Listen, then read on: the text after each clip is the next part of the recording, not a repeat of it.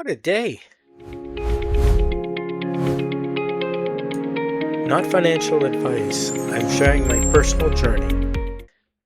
Here we are. It's Monday, March 23rd, 2026. We made it through the day without a new escalation in the war in Iran starting, but I get the sense that it's the calm before the storm.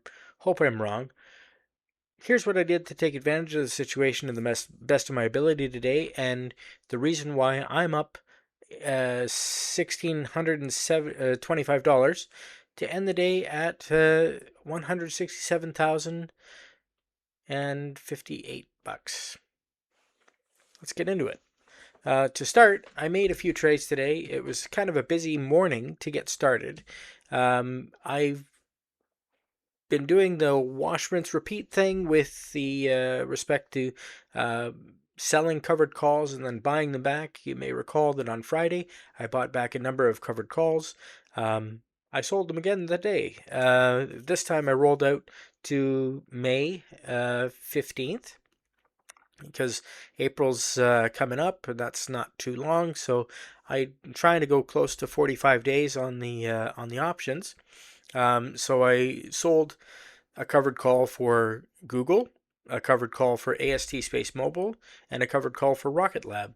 And immediately after doing those sales, I got about $500 Canadian for all those. I then set up the orders to buy back those options at a quarter each, 25 cents. So that'll work out to about $25 US per contract, $75 total, over $100, and we'll see if we get it.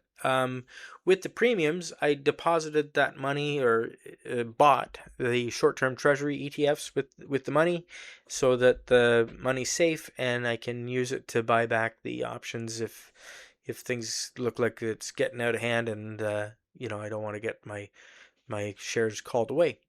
I bought 20 shares of CBIL, that's the Canadian short-term Treasury ETF, and I tried to buy 25 additional shares of Quantum Emotion because it was down today, but no dice.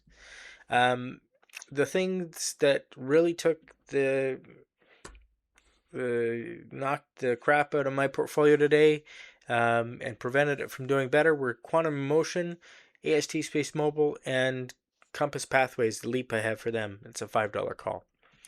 The things that really added rocket fuel to my portfolio today, besides selling those covered calls, was the shares of XEQT. That's the iShares Core Equity ETF. It's a global diversified ETF.